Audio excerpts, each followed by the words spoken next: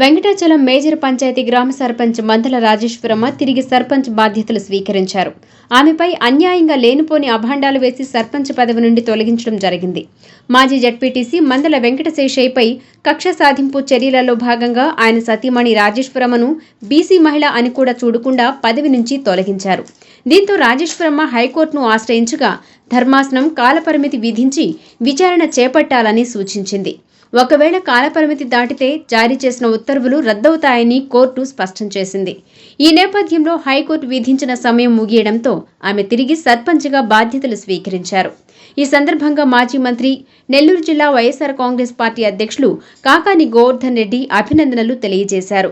రాజేశ్వరమ్మపై suspension వేటు వేసిన అధికారులపై విచారణ జరిపిస్తామని ఆయన హెచ్చరించారు. గ్రామ పంచాయతీ సర్పంచ్గా ఉన్నటువంటి మందల రాజేశ్వరమ్మను మొదట చెక్ పవరు తొలగించడం, ఆ తర్వాత ఆమెని విధుల నుంచే జిల్లా కలెక్టర్ గారు తొలగించడం జరిగింది.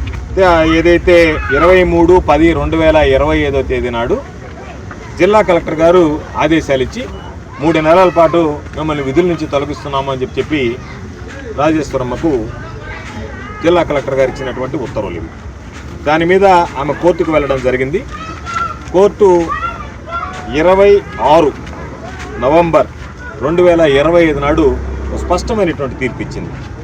జిల్లా కలెక్టర్ ఎవరైతే ఉన్నారో ఆ రోజు నుంచి 26 నవంబర్ 2025 నుంచి 4 వారాల లోపల, అంటే 24 డిసెంబర్ లోపల, 4 వారాలంటే 24 డిసెంబర్ లోపల దాని మీద పూర్తి స్థాయి విచారణ జరిపి మీరు తుది నిర్ణయం ప్రకటించాలి. తుది నిర్ణయం ప్రకటించినటువంటి పద్యంలో మీరు ఇచ్చినటువంటి ఏదైతే విధుల నుంచి తొలగిస్తూ ఇచ్చారో అది సస్పెండ్ చేస్తున్నామని చెప్పడం జరిగింది. కాబట్టి 4 వారాల్లో జిల్లా కలెక్టర్ గారు ఎటువంటి ఉత్తర్వులు ఇవ్వలేదని చెప్పి ఈరోజు పంచాయతీ కార్యదర్శి గారు చెప్పడం జరిగింది. కాబట్టి కోర్టు ఆదేశాల ప్రకారం జిల్లా కలెక్టర్ గారు ఇచ్చినటువంటి మీకు చెల్లవు, కోర్టు వాటిని సస్పెండ్ చేసినట్టు.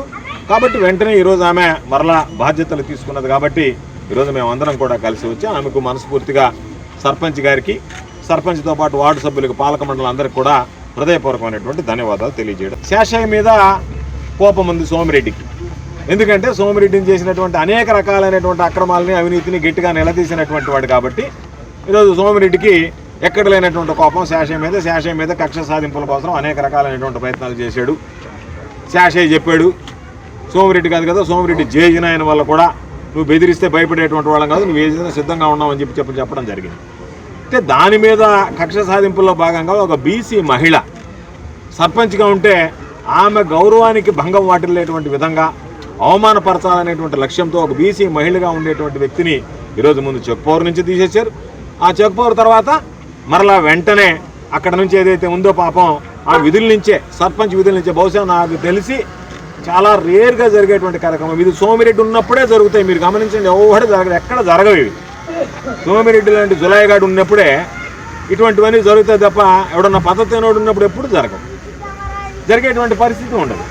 కాబట్టి నేను అధికారులకు చెప్పేది, మీరు అటువంటి జులాయిగాడు మాటలు విని ఈరోజు మీరు పనులు చేస్తే మీకు రాబోయేటువంటి రోజుల్లో మీరు విచారణ చేపడితే, ఈరోజు పాపం శ్రీధర్ పంచాయతీ అధికారిగా ఉన్నాడు, ఆయన ఈ జిల్లాలో వైఎస్ఆర్ కాంగ్రెస్ పార్టీ వాళ్ళందరినీ సస్పెండ్ చేయడం, చెక్కులు పౌరు తొలగించడం, అంత ఘనకార్యాలు చేస్తే ఆయన చేసినటువంటి సేవలకు మెచ్చి ఈ పనికి మాలిన వాళ్ళందరూ కలిసి ఆయనకి జిల్లా పరిషత్ సీఈఓగా పదవున్నతి ఇచ్చారు. ఆయన వాళ్ళ దగ్గర పనులు చేసి ఆ నజరానా అందుకునే దానికి అష్టకష్టాలు పడ్డాడు. బాగానే ఉంది.